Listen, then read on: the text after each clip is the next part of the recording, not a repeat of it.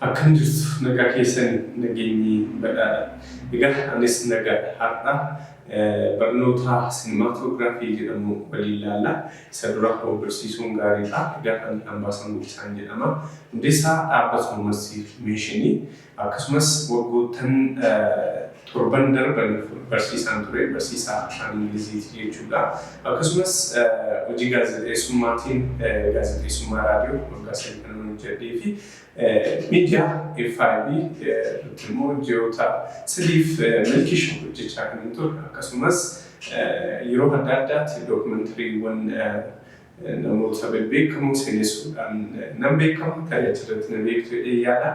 Har'a immoo barsiisummaadhaaf waa'ee Sinimaatoogiraafii waliin ilaalla jechuudha. Sinimaatoogiraafiin maal inni akkasumas maal of keessatti qabata yaada bu'uuraa maalirraa dhufe waan jedhuuf namoonni baay'een maqaa isaa malee maalummaa isaa hin beekanii ifa akka ta'uuf walumaa galatti maalummaa barnoota kanaa fi faayidaa isin barnoota kana barachuudhaan bakka feetan teessanii faayidaa isin argattan isin hubachiisuudhaaf kan hin dhufe jechuudha. Egaa barnoonni Sinimaatoogiraafiin maalummaa aartii fi saayinsii waraabbii suuraa fi waraabbii viidiyootiif suura kaasuu fi viidiyoo waraabuutiif oolu. Egaa it is an art and science of motion picture photography jedhu jechoota Giriikii lamarraa dhufe kinemaa fi giraafen. Kinemaa jechuun movement, giraafen jechuun ammoo riikaardiing. Walumaa galatti riikaardiing movement sochii galmeessuu jechuudha. Akkuma barnoota baayoloojii, akkuma barnoota histirii, akkuma barnoota ji'oogiraafii muummee barnoota mataa isaa danda'e. Egaa biyya keenya keessa hin jiru malee akaadaamiiwwan fiilmii gurguddaa akka Hooliwud, Booliwud dhaabbata namni fedhii isaatiin deemee itti baratuu fi kolleejiiwwan, yuunivarsiitiiwwan adda addaa akaakuu barnoota kennamuuti jechuudha. Egaa barnoonni Sinimaatoogiraafii biyya keenya keessattis hanqina guddaa fi namni fedhiidhuma qabuun gara miidiyaa, gara hojii editingii, gara mana suuraa, gara waraabbii viidiyootti seena malee barnootaa miti jechuudha. Egaa hanqinoota kana keessumaayyuu gama industirii aartii Oromoo mudataniin ni fura jennee kan yaadnu dhaabbanni Meeshinii kaayyoo kana fudhateeti gara barnootaatti kan seenu, leenjisuutti kan seenu jechuudha. Egaa leenjiiwwan gaggabaaboo nuti kenninu viidiyoogiraafii, footoograafii akkasumas aaktingii, daayirektingii, iskiript raayitingii fi kanneen birooti. Mee isaan kana keessaa Sinimaatoogiraafiin maaliin waan jiruuf bu'uura barataan keenya jalqaba barnoonni jalqaba baratu akka seensaa Sinimaatoogiraafii waan ta'eef gara Sinimaatoogiraafiitiin deebi'a jechuudha. Egaa akkuma jalqaba irratti kaasee Sinimaatoogiraafii jechuun aartii fi saayinsii motion picture photography yookiin suurota walitti fufuu itti socho'anii jechuudha. Jalqaba irratti egaa achi dhufteen barnoota viidiyoo yookiin sochii osoo hin dhufiin dura suuratu ture. Isaan dura kilaasikaal aartii ture, iskilaacharii ture, bobbocatu ture, peentingii ture, reediyoo ture, gara miidiyaa televezyiinii dhufe jechuudha. Televezyiiniin dhufuun sochiin akka eegalamu kan godhedha jechuudha. Egaa namni bu'uura kaameraa baratu tokko Sinimaatoogiraafii beekuu qaba, barachuu qaba. Kanaafuu Sinimaatoogiraafiin maalummaa yookiin eenyummaa kaameraa kan keessatti barannu, saayinsii fi aartii akkasumas seerota keessatti kan barannudha. Egaa Sinimaatoogiraafii yoo jennu aartii fi saayinsii suur-sochii fi suur-sagalee jechuudha. Suuraan tokko akkamitti akka socho'u, akkamitti sagalee fi suuraan akka wal qabatan, miidhagummaa isaa, hurrummaa isaa, viidiyoon tokko, kiliippiin tokko waraabamee bareedee miidhagee agarummaatti ga'uudhaaf ogeeyyoota garaagaraa barbaada. Ogummaan kun immoo Sinimaatoogiraafii keessatti barama jechuudha. Konseptiiwwan gurguddoo sadii alaadha. Egaa Sinimaatoogiraafiin it is an art and science of motion picture photography jenneerra. Yaadni kun immoo American Society of Cinematography maal jedhu it's not only recording motion pictures jedhu suuraalee sochooduu galmeessuu jechuu qofa miti. Kana jechuun maal jechuudha?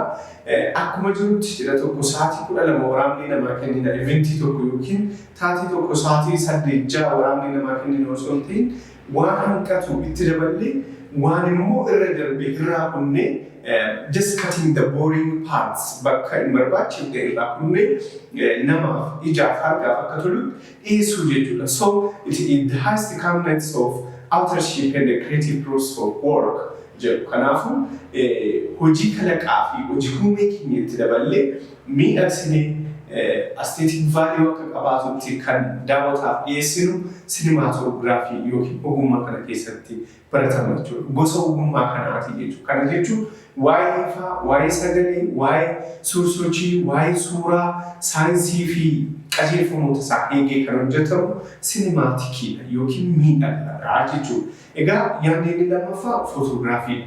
Jechoota kana guyyaa guyyaan dhageenya yeroo hunda namoonni yeroo suuraa ka'an footograafer waan jedhu kaasna. Konseptii kanarraa ka'uudhaan innis jechoota Giriikii lamarraa kan dhufe yoo ta'u, phozo and graphen jechuudha. Phozo which means light, graphen which means drawing. So drawing online, drawing with light.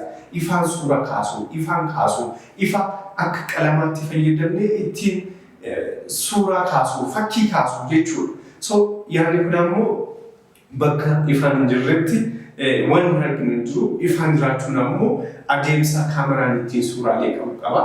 Egaa leensiin jira, apercheriin jira, shatteriin jira, ISO'n jira, image sensoriin jira. Ifni leensii keessa darbee apercheriin saaqamuudha jechuudha. Balbala banaa kameraatiin yookiin it controls the volume of light jenna. Leensiin immoo transparentidha. Ifaan leensii keessa darba, ifaan leensii keessa darbu immoo apercheriin jalaa banamuudhaan hanga banamuu danda'u murteessuudhaan gara shatteriitti dabarsa. Shatteriin ammoo balbala ol ka'uu fi gadi cufamuudhaan kaameraa keenya keessatti ifa of keessa dabarsuun gara image sensorii yookiin ifa xuuxuu kan danda'u qaama kaameraa keessatti kan dabarsudha. Sun image sensor jennaani. Adeemsa kanaan suuraan ka'aa jechuudha. Kun ammoo drawing on light or catching the light jennaani sinimaatik waan ta'e qabudha. Inni sadaffaa videograafii. Video akkuma warra kaanii jechoota Giriikii irraa dhufe video jechuun electrical signal jechuudha. Graafii jechuun immoo recording. Maatisii keessatti graafii jechoota jedhamanii dhageenya. Graafii jechuun kaasuu yookiin ammoo barreessuu draw gochuu jechuudha. Kanaaf by using electrical signal recording the motion pictures with sound information jechuudha. Odeeffannoowwan sagalee akkasumas suuraa fi sagata elektirikaalawaa fayyadamuudhaan galmeessuu jechuudha. Recording not only motion pictures, it's also the sound information. Odeeffannoowwan sagalee yookiin sagalee waliin yaada galmeessuutu dhufe jechuudha. Kanaafuu videograafii jechuun ogummaa yookiin aartii suur-sochiin yookiin suur-sagaleen ittiin waraabamu jechuudha. Kun egaa yaadota gurguddoo sinimaatoogiraafii keessa jiranidha. Inni gara biraa TV color systemidha. Sirna halluu TVti. Ogeessi kaameraa tokko wantoota gurguddoo lama beekuu qaba. Sirna halluu keessatti yookiin viidiyoo siistemii color system keessatti jechuudha. Kaameraan keenyaa fi TV'n keenya wal dubbisuu danda'u qaba. Waraabni nuti waraabnu production booddee hojjechuudhaaf deemnu, release gochuudhaaf deemnu maalirratti hojjetama waan jedhu beekuu qabna. Kaameraan keenya sirnoota gurguddoo sirna halluu viidiyoo siistemii lama qaba. NTSC fi PAL siistemii. National Television Standard Committee fi Phase Alternation Line kan jennuun sirnoota gurguddoo lama qaba. Egaa NTSC jechuun sekondii tokkotti fireemii 30 frame per second kan dubbisuu fi which has 525 lines sararoota 525 qaba. Sararoota kanarratti suuraalee sekondii tokkotti suuraalee 30 agarsiisa. Saffisa olaanaa qaba jechuudha. Biyyoonni akka Ameerikaa, USA jechuudha, Jaapaan, Meeksikoo dhimma itti ba'u yookiin itti fayyadamu jechuudha. Paaliin immoo Phase Alternation Line jechuun sararoota 625 irratti which scans 25 frame per second sekondii tokkotti fireemii 25 dubbisuu danda'a.